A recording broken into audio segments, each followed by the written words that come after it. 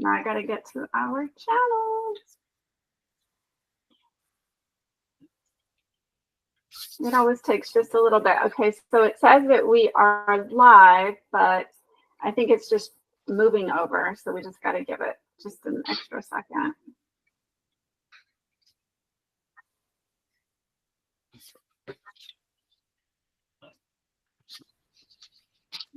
Yeah, I don't see it on there yet, but I think it is. We have started the recording process. Okay. Alrighty. All right. Welcome to episode 2, as we kind of still work through our little bugs and get everything organized. Let me do one thing real quick just to make sure, because I want to make sure I've got it up as we go through, in case we end up with some information that comes through the chat, which happened last time, which was nice. It was really nice. I told Michelle to ask some spicy questions. We'll see if it. Oh boy. Oh boy. Okay. Hang on a second. Come on.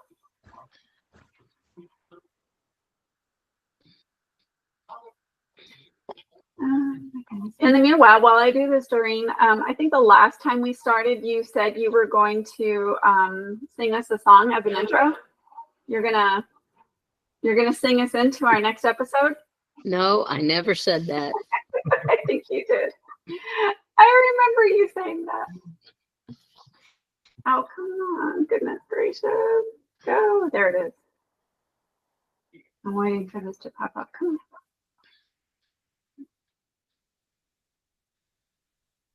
Okay, well, I see that it says it's going, but I don't see it in progress yet. So Yeah, I do.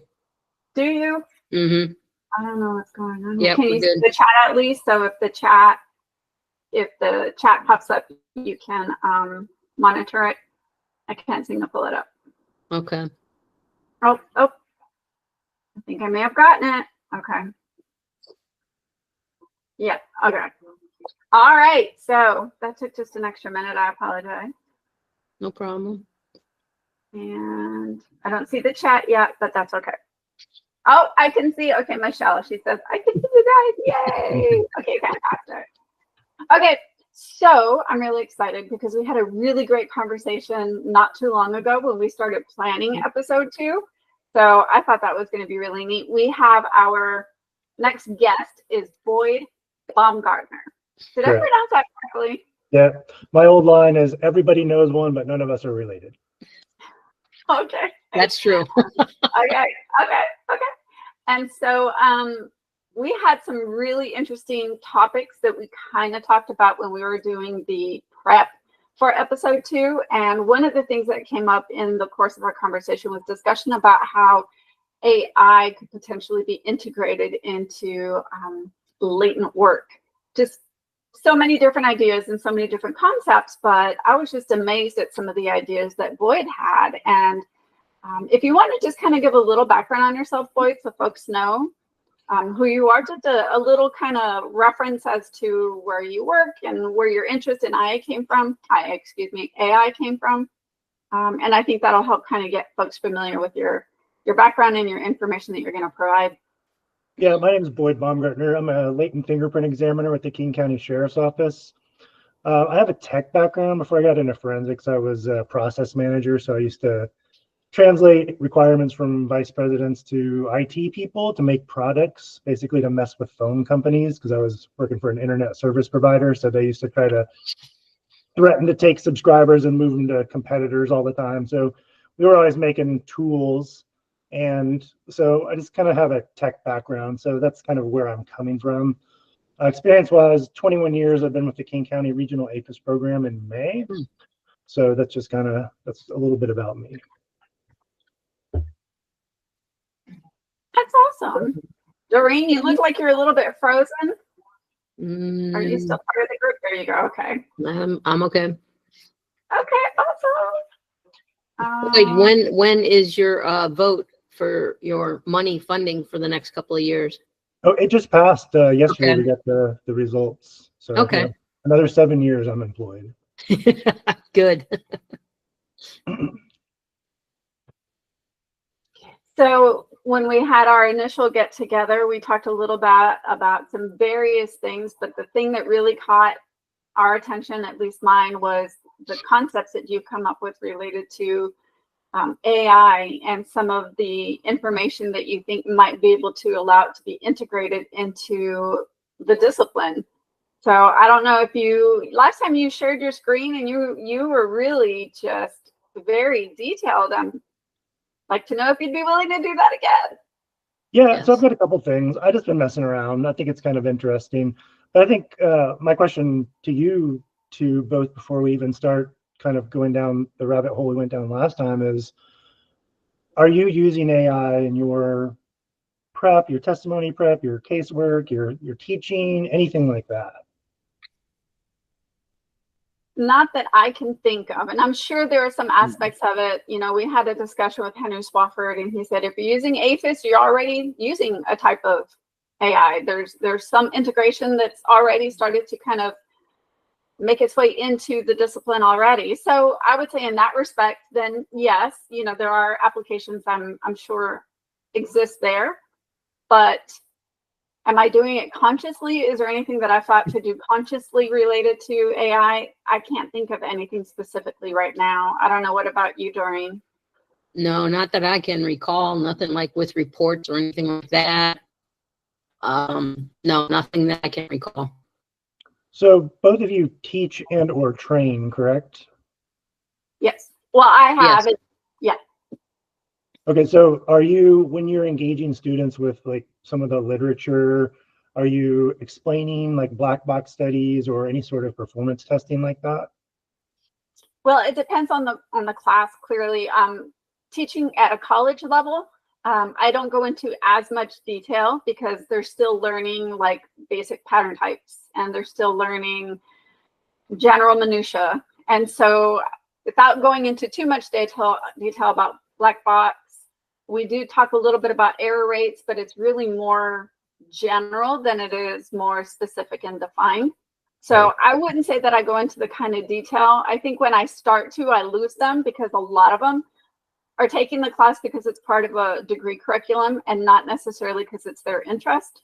So if I start going into too many details, I realize quite quickly that they're like, they get glossy eyed and there's like 3 of them that get really excited and the remaining 20 of them are staring at me like they don't know what's going on. So my experience teaching as well. So I think a good place to start with the engagement before we get kind of go all in is just to say like, there's a lot of good things that you can do with it just in summarizing papers. So, you know, in our industry, it's pretty common for there to be reports and people to refer to reports, sorry, not reports, studies. So referring to various studies, and, you know, you have to go back and read, and they're pretty obviously lengthy and detailed, and having all of that information just at the ready at any given time can necessarily be overwhelming for some people. So I found that like using it to just summarize papers in the first part, that's like great. Then I'll take it into a little bit more, I guess, elaborate technique, and I'll compare papers against each other. And sometimes I'll use papers to critique each other, right? So if you get a paper on bias and then a paper on performance, well, okay, let's put some of the ideas that are in the bias paper and levy them at the performance paper and kind of see what the results are. And in this way, it's a type of testimony training, self-testimony training, because obviously the big challenge for examiners is you never know what you're going to get asked on the stand. So you kind of got to be prepared for everything. And obviously you can't know everything, and that's silly to think that you can, but you can know a lot, and you can actually kind of go deep, and as deep as you want, because I don't think that outside of domains like this, we don't really talk very deeply about the profession. And that's one of the things that I like to do. And so I've had that opportunity to do that with AI, and I think that's kind of neat. So I can show you an example of that first, right? So I'm going to share my screen. So what I did, and before I do share, one of the things that is kind of a skill within AI is called prompt crafting. And that's basically how you craft your messages. So crafting your messages is obviously, I mean, what you ask the AI is going to determine what you get back. So for instance, in this case, I'll share my screen here. Can you see that? Yeah. Yeah. All right, so here can you read it or no? Not really. I can see some part of it. The part that is in gray is much harder. Underneath it, I can read some of the text. Yeah.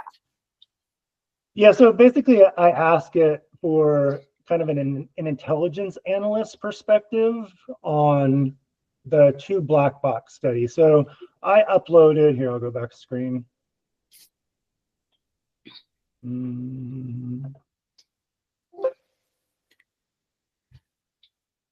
All right, so I gave it a data set, the latent print black box study from 2011 and the one that just came out last week, 2025. And so I went in there and I said, use this basically as your base of knowledge. And then I want you to do something with it. And what I want you to do with it is I crafted this prompt. It says, let's engage in some serious role play. You're an intelligence analyst assigned to a high-level forensic science audit operating under protocols akin to those of the CIA when assessing sources of national significance. Your mission is to compile a full-spectrum comparative intelligence report on 2 prominent fingerprint black box studies. This analysis should treat each study as a potential source of risk, misdirection, or systemic vulnerability, just as you would assess a foreign intelligence asset reliability. So anyway, I'm not going to continue reading all that, but you can see that what I'm prompting it is for very kind of high detail-oriented things. I asked it for some tables, whether or not it was reproducible, the studies themselves, asked it about courtroom relevance, some statistical interpretation pitfalls that might occur, and then for some infographics. So you can see here then, you may not be able to read it, but it's got an executive summary. It's got some operational parameters. It goes ahead and gives some of the variables between each of them and some of the implications of those. There's some methodological vulnerabilities. There's some latent leverage points, basically some findings about the protocols that were used, some inconsistencies, some performance gaps, right? There's the reproducibility assessment. And let's see, it produced some images. Let's see if we can pull those up. Yeah, so it gave an error distribution, some agency-based risk factors. Can you see all this? Mm-hmm. Yeah. All right. So I've never used this before. So you gave it the 2 reports, and then you asked it to do this information. How long did this all take to compile for you? 2 minutes, if that. Jeez. Yeah, so this is kind of like your first in, I would say, personally, right? We'll get into obviously some more advanced stuff that's not just purely linguistic, but you can take those ideas that you've had in court, maybe those tough questions, and you can ask AI those questions for an answer. Now, this is obviously, like it says, like an intelligence analyst aspect report, like that level of detail. But you could ask it to break it down to you like a senior in college, a senior in high school, whatever level that you want to communicate to the jury, perhaps. Are you looking to simplify your language, or if you're just looking to go full on, nerd with it, then you can ask it those types of those outputs as well, like we did here. So I think this is kind of like where I would start if somebody hasn't necessarily engaged with the tool like this. So what do you think of this? I think that's really insightful because I use some aspects of it, but I've never thought to use it that way. I think that makes a lot of sense. It's like it's doing your homework for you. Kind of, right? And so you got to be smart about it, right? Because you don't want it to do the thinking. It's kind of like getting a smartphone, right? It allowed us to offload some of our memory tasks to the phone, like how many people's phone numbers do you remember now that aren't already ingrained in your brain or whatever.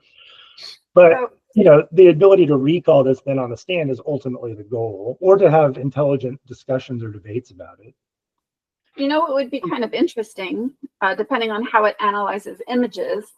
And I'm sure they could establish a criteria for it that would assist it with, I don't know, understanding thresholds. But I could see how maybe in the future, a type of mechanism could be put together for the assistance of when inconclusive can be called as an appropriate or inappropriate conclusion. Just because inconclusives, I felt, have always been somewhat challenging, because you can't necessarily say that they're wrong. Although sometimes with ground truth, you know, they're always like right in between, and it's really hard sometimes to make the call. And so I'm wondering if there might be a time where an inconclusive, what folks are calling an inconclusive, or like under a conflict resolution, you could do something like this, and it's going to give you, you know, a little bit more definition on how that would be if you establish some sort of threshold for it. Right. I think that's kind of interesting. I think it would have to be based upon human performance data, right? Like, how is a computer going to know what is a match and what's not a match unless you've given it clear thresholds when you test it, right? That's one of the limitations about AI. Michelle and I were talking earlier today, and she says, you know, well, isn't AI only as good as the data it's fed? And I would say yes, right? That's a very valid critique, especially when it comes to image type stuff. And we know that that's the case just as examiners when we run stuff through APHIS, right? It's a garbage in, garbage out system. Yeah. So if you're feeding it garbage, you're going to get garbage results. So, you know, I think that's an important type aspect to notice, or a limitation to notice. Okay, let's move on to something else here. I'll show you another linguistic thing, just in terms of, you know, with words and whatnot, obviously. I'm going to stop presenting for a second and pull something else up here real quick. Okay. So are either of you familiar with Jason Tangen out of Australia? No. I don't think so. He's a research guy out of Queensland, I believe. Sorry if I got that wrong, Jason. But he published a study not too long ago called, it was a capturing fingerprint expertise with protocol analysis. So what he did was he got two groups of examiners, novices and people with experience, and he recorded them and transcribed their words as they were doing comparisons. And I thought, oh, well, this is amazing, because for one, it's just interesting. You don't really think about that. One of the things they say about expertise is that you know that you've gained expertise when people gain a comprehension of the technical language associated with a discipline. And so I thought, oh, well, that's true, obviously. And I think that that's fascinating. And now he happened to publish it on an open source framework, open science framework. And so all of the raw data was there. And so I took that data, and are either of you familiar with any like personality assessments, like the Big 5 personality test? Yeah. Okay, so the way that they did that was kind of this is what I borrowed from, right? So they took just written or spoken responses, and then they factored them into higher level concepts, right? So in the Big 5, it's trade openness, conscientiousness, extroversion, agreeableness, and neuroticism. And so I thought, well, what if we did that with this data, right? Because we have these spoken responses and they're written now. So I uploaded them to the AI and I said, do a factor analysis on this. So come up with concepts that these spoken phrases roll up into. And then I said, okay, well, I'm kind of big into cognitive science, and there's this framework in cognitive science known as 4E. So its cognition is like it's embedded in a community, embedded in a culture, enacted in like tools and whatnot. It's embodied.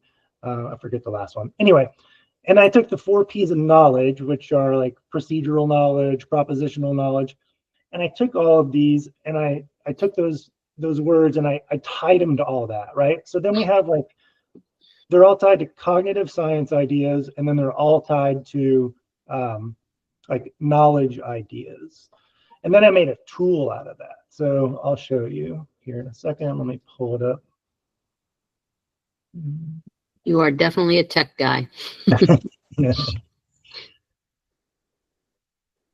Okay, back to sharing here. One sec.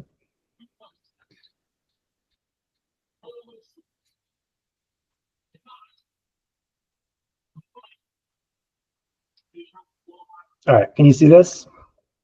Yes. Yeah.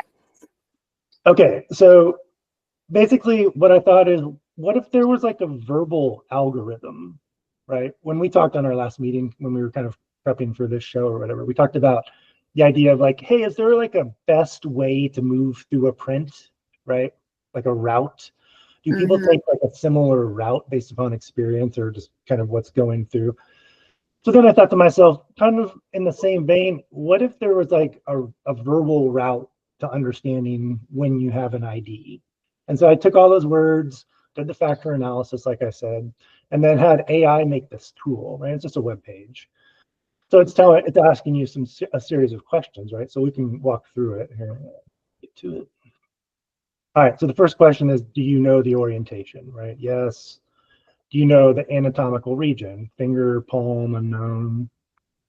We go to the clarity assessment, right? How clear is the print? Is it extensively, moderately, or limited? And there's some just ranges to kind of give you an idea. Let's just say there's moderate clarity, right? And then what's the clarity pattern? Is it uniform across the impression, concentrated in one area, multiple distinct areas, or fragmented throughout? Let's just say it's uniform. What's the impact of distortion on the features? Minimal, moderate, significant, moderate, right? Now we do our distortion assessment. Is the distortion present? You know, yes, minimal, moderate, okay, moderate. What type of distortion? Pressure, movement, multiple, not applicable, we'll say multiple. Did you use digital enhancements? Yes. What type? Standard ones, right? Reproducible ones. And then we can talk about the comparison itself. Okay, what about the ridge flow correspondence, right? Strong, moderate, limited, not accessible, right? To say it's moderate. The correspondence quantity, right? Abundant, sufficient, limited, borderline. Spatial relationship consistency, high, moderate, low. Ridge path continuity, extensive, moderate, you know. We're just going through the drop downs. I won't keep reading them, it's kind of boring. But the idea is all of these ideas came from those verbal assessments by examiners. So this is examiners giving us data about things that they think about while they're doing the examination, right? Because that was what was done. They were speaking the examination process out loud. So your decision threshold, is it well above the threshold, slightly above, at or near? Let's go slightly. And last is the confidence in your interpretation. High, moderate, variable, low. Just say high. Okay, so after we have all of this, we can analyze the comparison based upon our selections. And what it says is, hey, that's a complex identification. And here's your key findings, right? So there's sufficient feature correspondence for identification, but distortion is impacting the feature relationships, challenging clarity or substrate conditions, it's near threshold determination. Some recommendations, maybe blind verification, enhanced documentation, consultation perhaps, document specific features supporting identification. So yeah, and so this is kind of, I thought an interesting way to go about using that data, right? Because like we collected it and the paper is interesting, but okay, well, what can we actually operationalize it? And my goal as just being a nerd and being a fingerprint examiner is, can we create tools that are useful for us, you know? And can we do it at the level of the examiner ourselves? Both you two have extensive knowledge, you know. Doreen, I think you just finished your career not too long ago. Like you have a whole a whole lifetime, a whole job lifetime of knowledge. What can we glean from your understanding, and how can you make the process better for training or for teaching or just for actual use in casework? Because you train people. So obviously you're good at translating that knowledge. So how can you then get feedback from your trainees, right? If you saw this and this went into a database and then you looked at the comparison and you said, okay, well, I know what they're seeing because they marked it down, but not just in a chart kind of way, but in like a verbal determination, that could help you mentor the person more. Oh, you're not seeing X, Y, or Z. Why did you choose this drop down?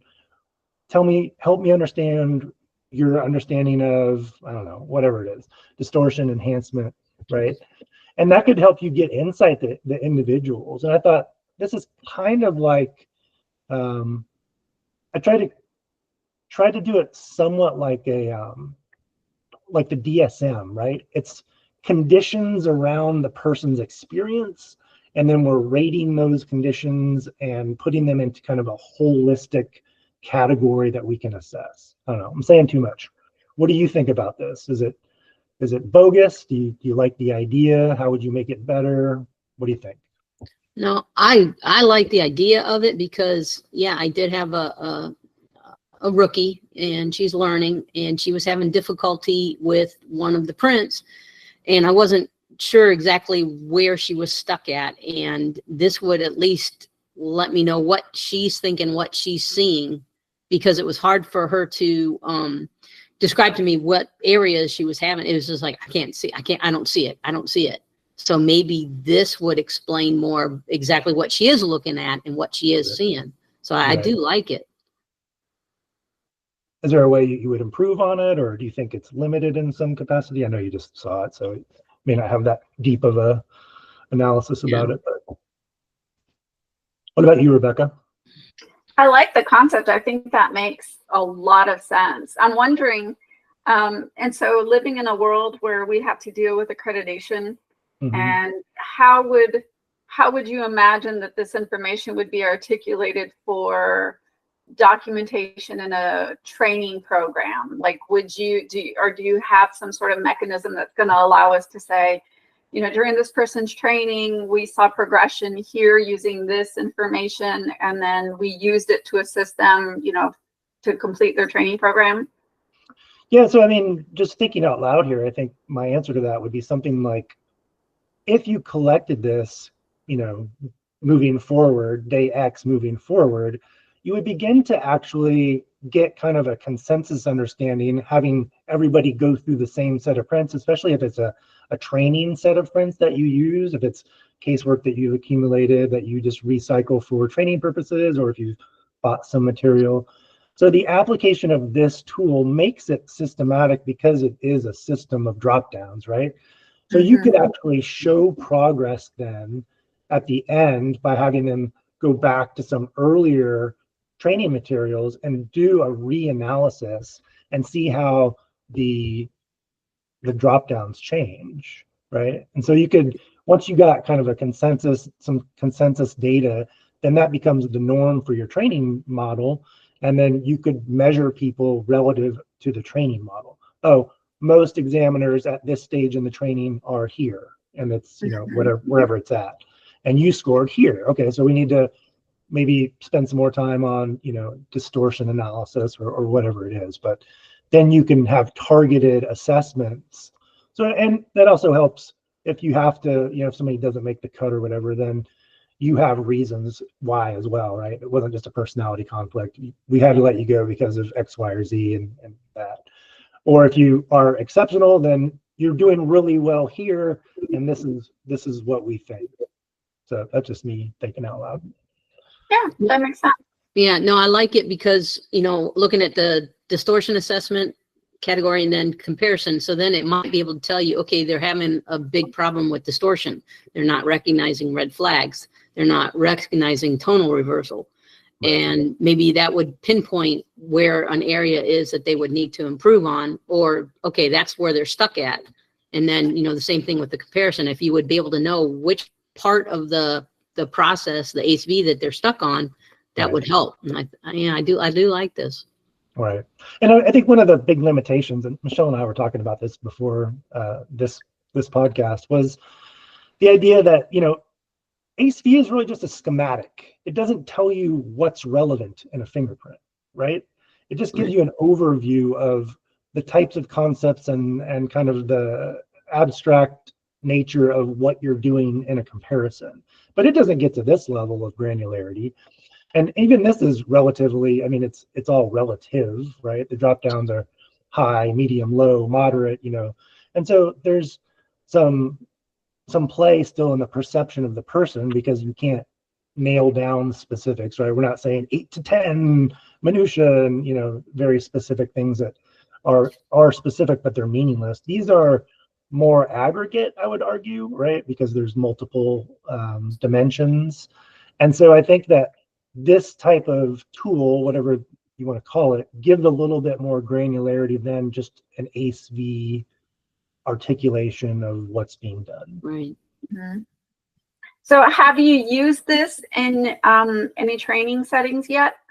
No, all of these are actually just within the past month. This was actually, I got the idea for this. My wife is a mammography tech, and so she was undergoing some training for ultrasound certification, and they have these standards called BIRADS. She said, can you make me a kind of a tool that helps me assess what I'm looking at? Because mammography techs, they don't do diagnoses, but the doctor usually asks them, what do you think? Right? Yeah. Because they see so much stuff. And so it helps the tech train as well, because they get good at looking for these anomalies. It's very similar to what we do, right? It's just not a fingerprint. It's like masses of cancer or other anomalies within tissue, but it is kind of a pattern recognition element to it. So I took that tool and turned it into this tool. And so to answer your question about have I used it, no, I haven't used it. All right, I'm going to stop presenting here. We'll move to the next one. Did you have any other comments, concerns about this one, or other ideas that you may would want to use it for, or things So like? Is each of these categories that you have listed, is each of those categories associated with a specific image first? So like you provide the image and then the categories are associated with that image, so they are always married together? Okay, so No, this came solely from that protocol analysis. So this is all just spoken comparison and work. got it. Okay. All right, let's move to the next one. So then I got a little bit more nerdy on this next one, and I said, I kind of want to make something that's like a personal APHIS, right? So one of the things that I would advocate for examiners, and I think I've heard through various presentations and whatnot, is the idea that examiners need more real-time feedback, right? So I think that's true, and I was stumped on like how would that be, right? Like, do we have, is Doreen just in my cubicle while I'm doing comparisons going, nope, and obviously that's not going to happen or would be ideal, but the idea that like, how can we give examiners feedback as close to the source of their comparison as possible? And so I thought, well, what if we kind of had an APHIS, kind of a real-time APHIS? And so that's what I set out to do. I don't think this necessarily does that per se, but what it does do is kind of gets us in that neighborhood, and I'll show you what I mean. Let's see.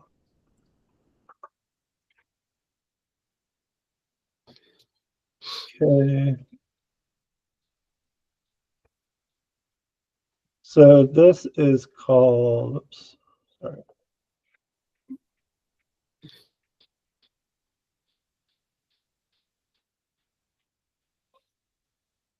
All right, I call this one match, minutia alignment and transformation confidence helpware. All right, let's see. So, I like that. And that was the idea though, right? It's like helpware, like examiners need help. All right, so you get a fingerprint. And then you get a known print. All right, so you got your 2 fingerprints. And what you do then is you mark the minutia. Now you just drag for the flag on them. So, right, so there's that, and I can do, you know, depending on the quality of the print, we got your green, yellow, and red. So we could go into, you know, some yellow over here if we wanted to, yellow. We'll do some more over here. And you can see over on the left-hand side, it's doing coordinates of where the minutia are being marked, right? That was ugly. Oh, well, we'll just keep that. And then I'll mark one that's like really weird, just so I can show you some of the features, right? Okay. All right, so let's just say that 2, 3, 4, 5, 6. Let's add one more over here. Let's go up here. Okay, so an examiner or trainee, whatever, marks these minutia, right? So then I'm going to have you match them manually, right? So we would say this one goes with this one goes with this one, this one goes with this one, so on and so forth.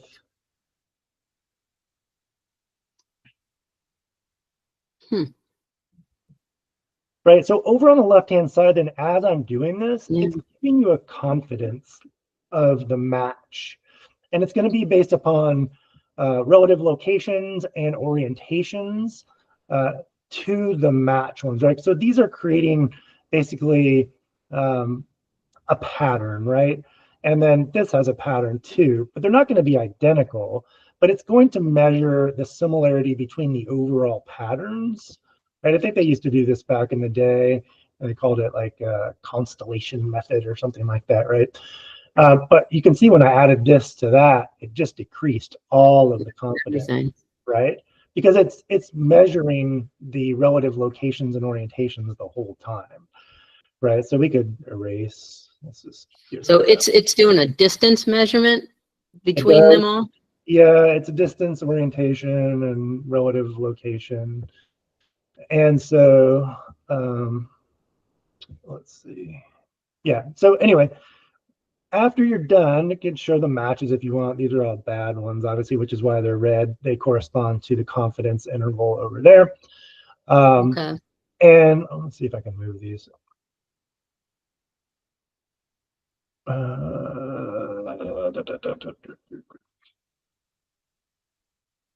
Remove pair first. All right, I don't even know how to use my thing here. I'll start over. So I'm curious, when you're providing the plots and it's giving you your confidence, and then you add that one that kind of throws it off a little bit, is it using like a type of a ridge count? Like how is it no, because my brain went straight to ridge. A topical algorithm is a certain type of algorithm. The best way to think about it is like a constellation of stars, right? So they all have relative location next to each other. They all have, in this instance, orientation. So it's creating a constellation, and it knows the constellation between close ones and far ones, and then across each other ones, right? So across the latent and the known. So I'm probably not doing the best job of articulating, but the big idea is that you're basically, I guess, think about it like this. Think about pins on your Google Maps, right? Let's just say that you are setting up a trip to go to, I don't know, some foreign country, and you have a list of points that you want to see, like attractions, right? Okay, so you've got a map and it's got these points on it. Now you're actually there, right? But you forgot your phone, but they give you a map, right? And so you like, okay, I remember these, but you have to mark them now on the map yourself. Now, when you get home, you look at your phone and you look at the map that you had, the paper map, and you were like, did I go to all the places I went to? And the way that you would determine if you did or not is looking at the map and the different points on the map. Are they in the same arrangement? Are they in the same orientation? And that's what this is doing. There's just some math behind it that's not worth talking about. Got it. I got a question from Michelle. She says, did he use the AI to create this? Yes, I did.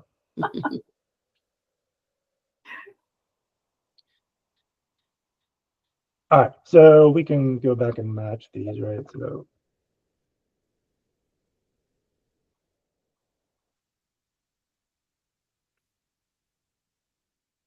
That's really neat. That is really cool. but again, real-time feedback, right? Right. You're getting information. Okay, so now we've done our mapping and our matching.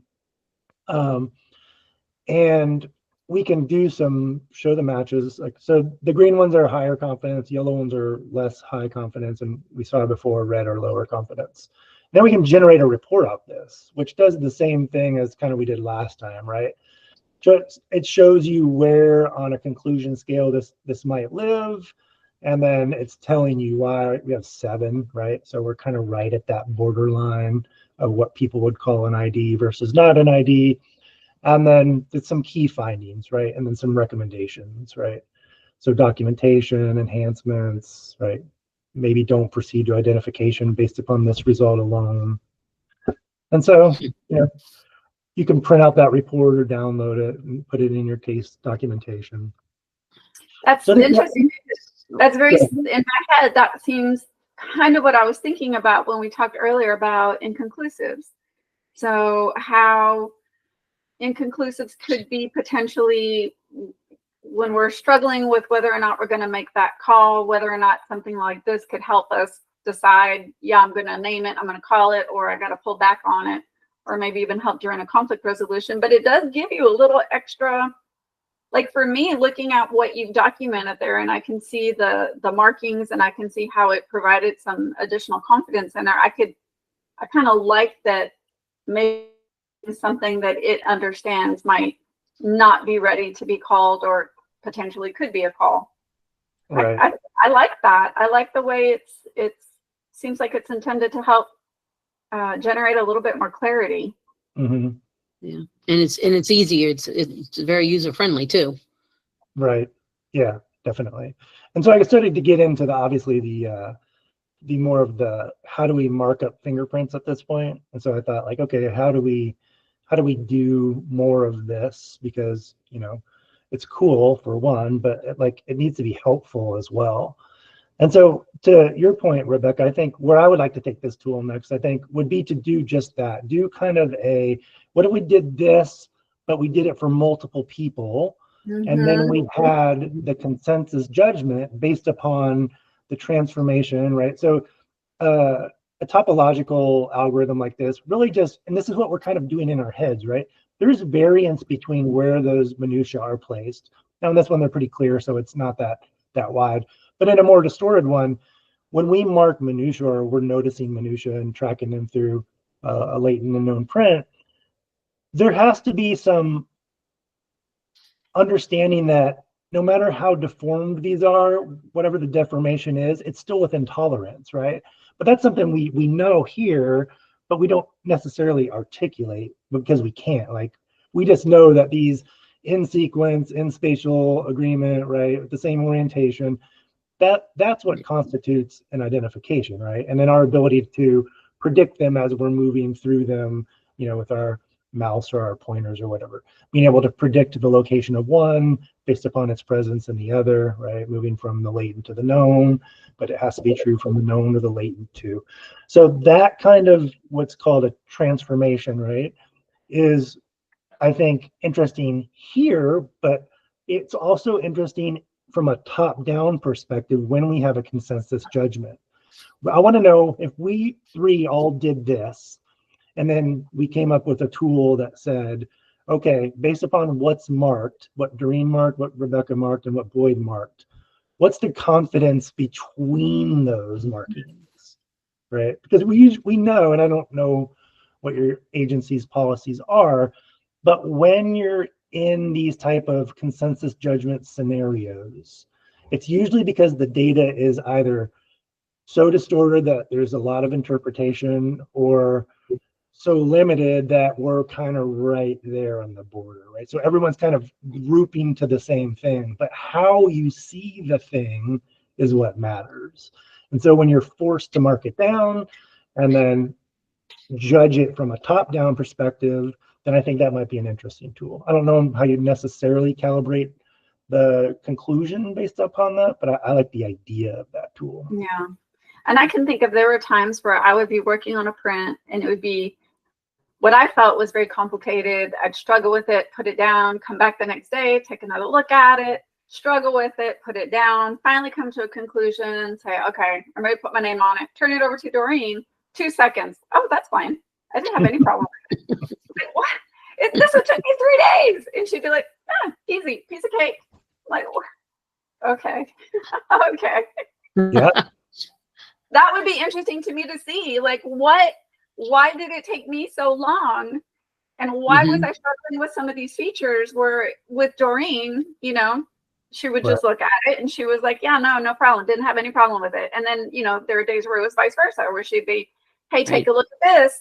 I don't know what I feel about this one. And I'd be like, yeah, I don't have any problem with that one. And so it would just kind of surprise me. And the truth is, even day to day, there'd be a day where I'd be looking at a print and I'd think, I don't know about this one. I don't think I'm comfortable with it. I'd spend hours on it, and then I'd go home, get some sleep, come in the next morning, first thing, first 10 minutes, there it is. How did I not see that yesterday? So yeah, I can see how those types of variations related to individuals and to, I don't know, circumstances, hunger, sleep, whatever, can actually have an effect on how we are going to interpret this information that is being visualized here. Yeah, definitely. I agree with that. Yeah, it might point to like strengths and weaknesses. You know, I'm stronger in this aspect of it, and you're stronger in this aspect of it, and that's why maybe this one was easy for me, and this one was hard for you, and maybe it would be able to show us that as in real time, like you say. Mm-hmm. Well, and that kind of leads me into this next one, right? Which is you both mentioned kind of, there's a time component, right? Rebecca's like, I spent a lot of time on the print. And so, you know, and unless you told Doreen that, she's not even going to know that, right? So there's like this time component that I think you're right. Like, it can begin to cycle various self-doubts or whatever it is, like frustrations or just cognitive load, which then obviously impacts the comparison process itself.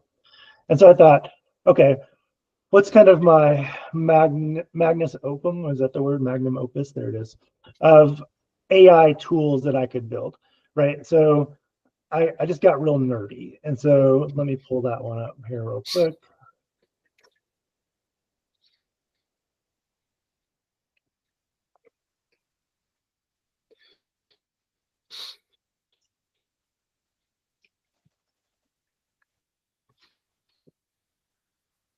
Now, anything to help us be more transparent and to just assist us, you know, with new examiners would help. And I feel like a lot of this takes the load, in some ways, can take the load off the training coach, because I'm sure it's probably the same at multiple agencies, but you tend to have somebody who is not only trying to do casework, but also trying to train another examiner. And I think any little thing you can do to relieve some of that burden from the training coach, I think really does help. And I think that automatic feedback is a pretty big thing, because without it, you kind of feel like you're floundering. You don't know what the answer is. You don't know how you're doing. You don't.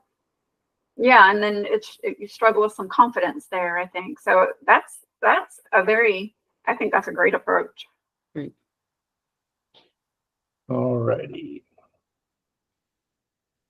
All right, can you see the screen? Yes. Yeah. All right, so my favorite thing about AI is making little acronyms for these tools, right? So it's the semiotic comparison and optical pattern evaluator. Pretty fancy. That's fancy. I like it. I like it. So what I did, I told you I'm kind of a cognitive science nerd, right? So I like the idea of understanding meaning making, which is literally what we're doing, right? It's kind of like, I would argue that interpreting fingerprints and coming to a determination of identification is a way of making meaning out of two images, right? It's like symbolic representations. And so that's basically what semiotics is. But the idea then that, like, your brain the way it models and plans, it's always in this kind of this tension. It's called opponent processing, right? So like you can see it all over the place in your body. So people who have anxiety tend to have what? Depression, right? Because it's the nervous system fighting back and forth for this equilibrium. When you're sick, you get that one nostril that's clear, but then it moves over to the other nostril. This is, again, is the nervous system from the sympathetic to the parasympathetic, because our bodies are meant to be in moderately aroused fight or flight, just to be on alert, right? And then into the rest and digest kind of phase. So I took this for cognitive processes, married it up with what's known as dynamic systems theory, and came up with the idea like that's what examiners are doing, right? So we're exploring the fingerprint for information, and then we're exploiting it, right? That's that tension, right? We're assimilating information into a frame, right? If we see a pattern of agreement, then we see another point that lines up. Oh, that assimilates into our frame of this is going towards an identification. Versus if you run into some distortion, it may challenge your frame, right? So we may have to accommodate it, right? So there's this assimilation, accommodation kind of tension going on. Okay. And then lastly, there's like this efficiency versus resiliency. When fingerprints are clear, you don't need as much data, right? Generally speaking. Versus when there's some distortion, your frame of identification or exclusion, however it's trending, it needs to be resilient through that nasty kind of distortion aspect.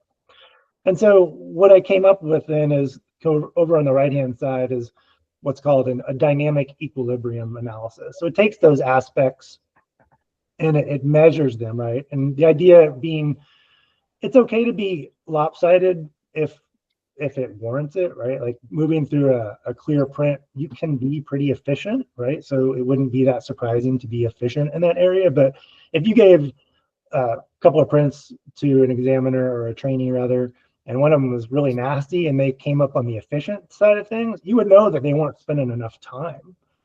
And if you look at like studies with eye tracking data, Tom Busey's studies, you'll notice that they characterize missed identifications with lack of attentional resources, right? So that means you just didn't spend enough time in the right areas, and therefore you anchored on the wrong thing, your frame was wrong, and you made the wrong conclusion. Okay, that's a long introduction to this tool, but that's kind of what I wanted to do. And so to give the background on the AI and how it helped, so there's an open library called OpenCV, and the CV stands for computer vision. So it can basically see, right? So I can leverage the language to then see what I'm doing and then see where I'm doing things and then make analyses based upon that. So this would be open to machine learning, right? We could take the data that I generate here, and I'll show you what that is in a minute, and we could save it into a database, and then we could have machine learning look at it and look at trends, right? And basically, in the same way that we started off with that protocol analysis where people were articulating what they were doing, well, this is a kind of show me the money type of thing, right? I can tell you what I'm doing all day, but if it doesn't line up with what my hand is doing, right, which is kind of a poor man's eye tracking, it's going where my eye is going. So it may be delayed a little bit, but this is basically an eye tracking software that fits your hand, right? So, all right, so I'm talking too much. Let's just show it. Okay, so we load our images again. And what it's analyzing them right now. And the analysis that it's doing is it's creating a clarity map. So there's a type of filter that APHIS uses called Gabor filters. And I was learning about those because you can do, I've made those in here. And part of what it does is create a clarity map. And I was like, oh, what if I could like extract that clarity map and show it for the examiner to see, right? So that's what, let's see, this is, right? So it marks all the areas of high contrast, high continuity as green, and anything less than that based upon some nerdy math metrics that I've had to dial in as yellow or red. So basically an examiner could see that as part of their process, right? So let's walk through the process. So you give this to an examiner, you have them load it up, and you hit start tracking, right? So then I want you to go ahead and start tracking your minutia plots. So we could put a minutia here and here, and we could go over here, do the same thing, right? We're going to count over 1, 2, 3, right? We could do the same thing here, 1, 2, 3, up 1, up 1. And you can see like the little dot, right? That's yellow because that's in a yellow area, right? So Okay. it's telling you Okay. the clarity of what you're marking, right? And so you can go ahead and do this through the whole process, and we will for a little bit more here, here, right? And then when we're done, just stop tracking. Okay. So what I've got now then is a bunch of metrics. So I can analyze the session according to that dynamic equilibrium analysis rather over here on the right-hand side. So it comes back and gives me some metrics, right? So I clicked a lot, right? Which means I exploited a lot of information, and these are my fingerprints, and I've done this a zillion times on these prints because I've been trying to calibrate the machine or whatever the tool. And then it gives me these other ones too, and it tells you how stable that this process was, right? So an unstable process might be an indicator that something's going on. So we analyze the session, and the session that got analyzed in is loaded into the left-hand side under the layer controls, and I'll just turn all of them off and then turn them on so we can see them. So we have our base layer, right? Then we have the minutia that I plotted. Nice. Okay. What we have is a heat map, and the heat map is how much time I spent with my mouse in the relative locations. So the longer it stays there, the hotter, the redder it gets. That's pretty cool. Okay. Then we have a tracking layer, and the tracking layer shows my route through the print, right? So these are all the things that I did. And we have that clarity map, right? And you can turn these up or turn these down as you need to see fit. And lastly, the quality assessment, right? And this is what the clarity map says are the quality of the minutia that were placed, right? Based upon where they were in the print, right? So this was in a red area, so it's red. This was in a yellow area, so it's yellow, right? And so therefore you get the clarity map determining your kind of your quality minutia, rather your quality coloring is what I'm trying to say, rather than the examiner doing it. And that way it's a little bit more standardized, right? Because if Doreen says, well, these are actually low clarity, okay, well, that's great, and maybe they are, but maybe I don't think that. But what does the algorithm say, right? And however wrong the algorithm is, at least it is systematic, right? You can tell that it's doing the same thing every time. Whereas, you know, I guess, Rebecca, you were just like, well, I may be tired that day. So you might not be doing the same thing, but the algorithm is, right? And so it's a little bit more, I would argue, stable than just an examiner's assessment of clarity, right? And so you get all of those. And then lastly, what you get is a playback. So if you were a trainer and you gave this to a trainee and you said, okay, they said, I'm done. You said, okay, well, I want to see what you did. You could see all of this, but you could actually see how they did it. So you hit play right here. And that's, it's going to track my mouse through the whole print, just as I did it. I like that. That really, I think, would tell you what the other person is seeing, and because then you would see what they marked first, second, third, and where their thought went. I like that. And if the call is for contemporaneous documentation, here you go, right? Yeah. That is very contemporaneous. That's pretty cool. Yeah. So then after that, right, we can go in and we can see all of those layers. If we wanted to, you know, print those out for documentation, we have everything just ported out. There's that heat map. And then the route, and then the clarity map. Oh, you can't see that, can you? Let's see. Can I change the tab?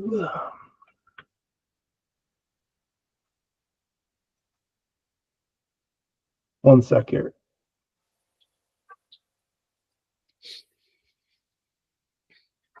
Is there other people out there doing this on the side like you are?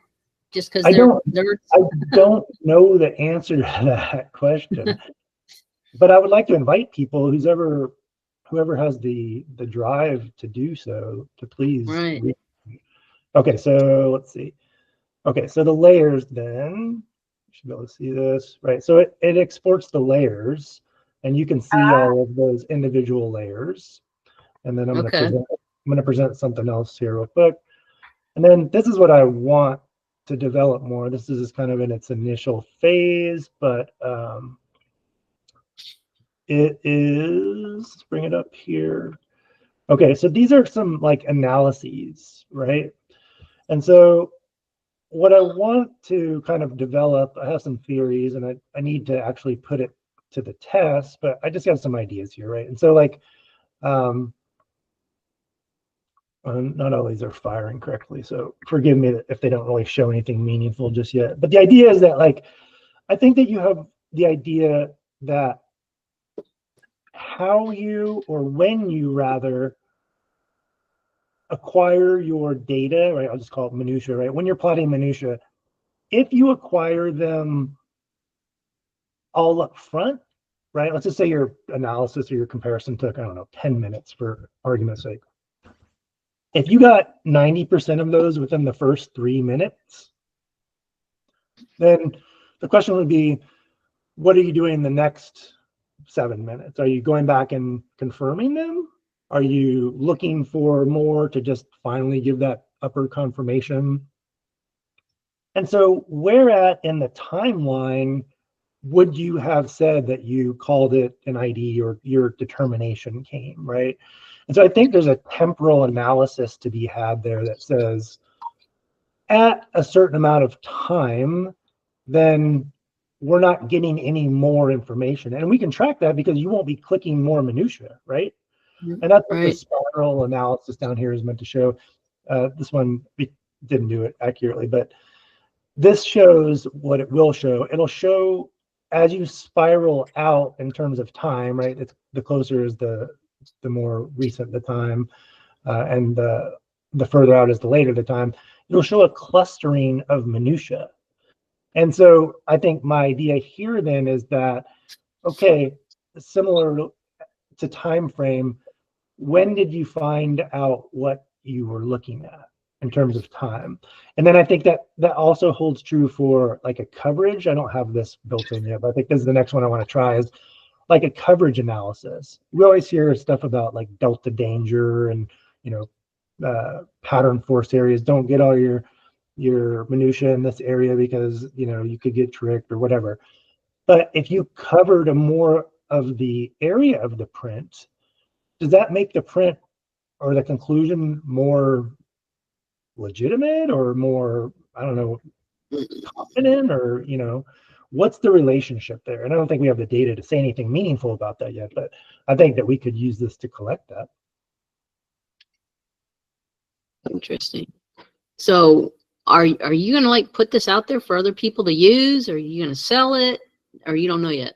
Yeah, I don't know yet. I mean, I'd like to develop it further. I'd like to put it online. My only hesitation at this point is to put stuff online that people would use with actual casework. You have to be CGIS compliant, and so that takes a fair amount of planning and execution. But in theory, I could put just test data up here with like training prints and just have people use it and just start collecting data. But I think it would be interesting then to say like, okay, you're basically going to have a behavioral algorithm.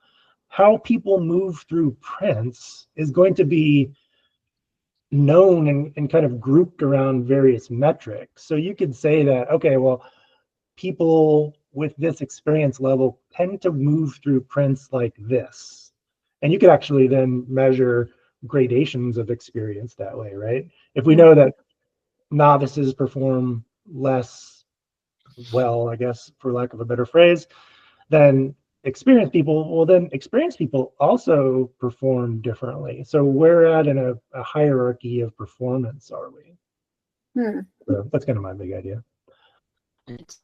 Have you considered For any- creating any type of model for probabilities, anything like that? No, I have some hesitations about those. I think that I think there's some problems moving them from. I mean, you could develop them, but they'd be behavioral probabilities as opposed to, like frequentist stuff or anything like that. Just the idea that I think that there's a problem, and they said this in. Are you familiar with AceAware that came out? I'm not. So AceAware was a tool. It's actually part of your ULW software. Yes. It's like a add-on, I believe.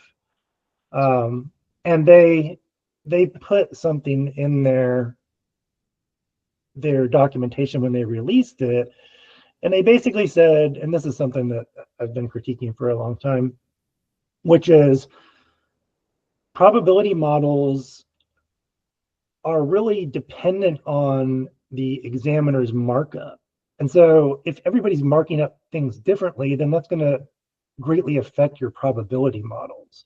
So if the idea is to get people, if the idea for probability models is to present them as a more objective solution, quote unquote, be more like DNA, then you're not really doing that because you're still reliant upon the examiner's markup. So there's like this translation error, and I always have not liked that about probability models.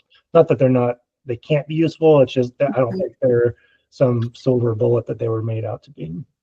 Yeah, I remember when we started talking about probability models, and just it was kind of a little bit of a hard sell for me in some ways, but I think. I don't know if that's the way things are going to end up going or not. There is a question that Michelle has posted on the chat. She wants to know, why does it have to be CGIS compliant? Is it because you're using known prints? Yeah, to use casework stuff like law enforcement prints. Yeah, that. Okay. So it has to be all encoded and encrypted, and because that's criminal justice data, basically. Right. Okay. Cool. No, this is just, I think what you're doing is really good, and it's like the possibilities are out there, and you've already gotten quite a few that you've put together here. So it's impressive. Well, thank you. But I mean, the call is out there, right? Like, I want to work with other people because, like, I have my ideas, but okay, they're just my ideas. So what ideas do you have, and what ideas can we come up together with, and what kind of tools? Because I think we're at the lowest level, and like, research is great, but like research lives in academia and it's grant funded and it takes time, and that's those people's careers or whatever. But like, we can do something here and now, right? And we could still validate it and all that good stuff, but we could actually test it out in real world scenarios in ways that researchers can't, right? And there's a couple papers that I've read within the past couple of years where they're talking about examiners are reluctant to work with researchers because of some of the ways that they're framing their research. And I think that we don't have that problem, right? We have a good relationship because we do the work.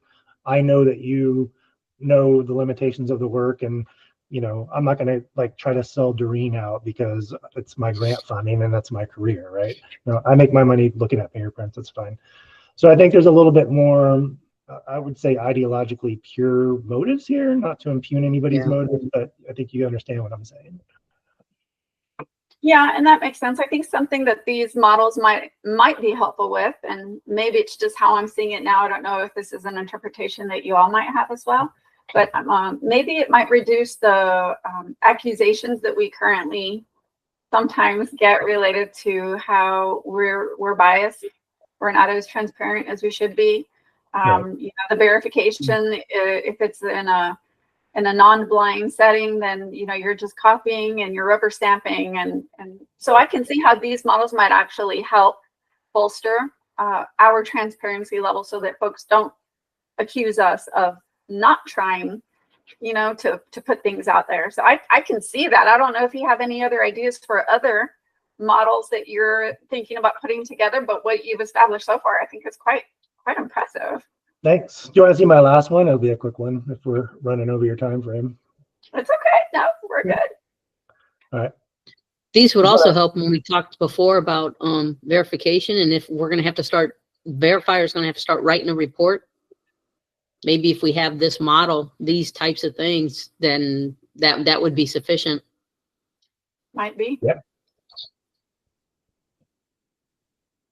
Okay, let's see. So this one isn't as intensive as that one. This one is just basically a poor man's Photoshop. So load our fingerprints. And what we can do here, these are those enhancements that I was talking about, like the APHIS enhancements. So we can apply a contrast enhancement. We can do a clarity map, and I just ported that one over from the other one. We can apply an inversion, binarization. Okay. Now, is this one that you could use to create a court chart where you can add your numbers and your labels? Yeah, so I didn't do any numbers or labels, but yeah, I did plotting, right? So we can grayscale it, and you can adjust all the opacity to get the right, recipe, 11 herbs and spices for your chart. And you can do it for the known as well. So whatever it is, right? So then you can get up here and you can mark your minutia. You have your same kind of tool, right? You can do that over here, and then you can draw on it. So you could, I don't know, mark up whatever you want to mark up with the drawing, like if you were tracing a ridge or whatever, and tracing the ridge. And you can do a fill too if you wanted to mark some distortion or whatever it was that you wanted to mark. Like this area was problematic. Okay, this area was problematic. And then when you're done, obviously you can rotate these two. So you can zoom in and rotate. Right. Oops, that's not what I want. And then when you're done, you can either save the active one. So this would save the known image as it was, or you can print out your chart at the end. Right. So there's your documentation. That's really neat. Yeah. Nice. And so yeah, that's what I'm doing with AI these days. That's pretty cool. You're definitely giving us something to think. I've never thought about it this way at all. So this has definitely opened my mind to some ways that AI is actually, it seems like it's inevitable at some point. This inevitably will happen in our discipline. I don't think it's a matter of if, I think it's more a matter of when. And I think ideas like this are the seeds that are going to really propel it forward. And I want to be able to for silly things. I've never thought to use it for things that actually matter. And it's nice to have the control of it too, that have latent print examiners doing it like Boyd, so that because they understand, instead of somebody else coming in and throwing stuff at us that we don't want, or they don't understand what we're looking at. Mm-hmm. So I appreciate what you're doing. Thank you. Yeah. Well, so now that you've had a little bit of exposure, let's brainstorm. I want to hear what ideas you might have. I actually would like, and I don't know how to do something like this, but because I do think the training part is very important. And I think the better trained a latent examiner is, the better work they're going to produce ultimately. But one of the hardest things for me, and I'm just speaking personally, what I would like to feel more confident in is testimony. So how would we use an AI mechanism to help with courtroom testimony, so that when you are ready to testify, you've been able to kind of, I don't know, go through some sort of program, maybe some interaction. I don't know how to do it, but if there was a way to do it, I would want to do it, because I always feel underprepared, even though I'm not going to say I haven't struggled in court. I mean, I've never had a major bomb in court, but it could happen, right? It could happen. Sure. So what do you think about integrating some sort of AI for courtroom testimony training? So yeah, I've already thought about it. So what you can do is you can basically create an AI like in the background, right, of a website or whatever, and it's called an agent. And then you can hook up your camera and the audio, or just the audio if you want. And you can have the AI, then you can basically feed it with all the fingerprint knowledge and make it ask you questions, right? And so we could set up a data set to say like, okay, well, there's questions from this pool, and this pool might be, methodology, and this pool might be error rates, and this pool might be case dynamics and chain of custody or whatever. And you can talk, and it will parse your speech, and it will evaluate it, and it will ask you follow-up questions, right? And so you could basically testify with the AI agent acting as a prosecutor or a defense, right? So you could have it ask you softball questions or hardball questions or antagonistic questions, or, why are you dumb, stupid in my courtroom questions, right? To kind of agitate you, just to see how you would perform under a little bit of stress. And then you could have it rate you, right? Because it's a large language model. And as you saw in the initial display of the linguistic kind of thing where I said, hey, pretend you're an intelligence analyst, you can say, pretend you're a linguist or a speech coach and evaluate this person's responses. How many ums and ahs? Did you make valid points? Did you make consistent points? Did you make any logical fallacies? Did you use any sort of $10 words when you're attempting to educate the jury and they're more on the 50-cent track, right? So like, it could evaluate you in all these dimensions. So they actually have them. They're not specifically for testimony, but it would be easy to spin one up for testimony. Yeah, that would be helpful. That would be good. Right up what our alley, right, Rebecca? Because everybody asks, what are they going to ask you? What are they going to ask you? So I mean, I know you get that. Yeah, I would be interested in trying to do something like that. I feel like there are some definite applications in there that I think it's just a matter of time. It's going to happen. It's going to happen. We might as well embrace the robots. They're going to take over. We might as well embrace it. It's going to happen. They will be our overlord one day. Awesome. Yeah. Hey, Doreen, do you have any other questions? No, not that I can think of. I'm trying to digest everything he just showed us. Absolutely. That's an amazing amount of information. I really enjoyed it. I think I've really learned a lot in the last hour or so that I was already impressed, but I guess maybe the last time we talked when we had our little pre-session, I think it was just like a flavor. We got a sprinkle, and this time we got the whole cake. So that's really nice because I've got a lot to think about now, and I haven't really considered some of these possibilities, and now my head is just swimming, and I'm thinking, wow, what about this and what about that? So right, that's been pretty amazing. I appreciate it.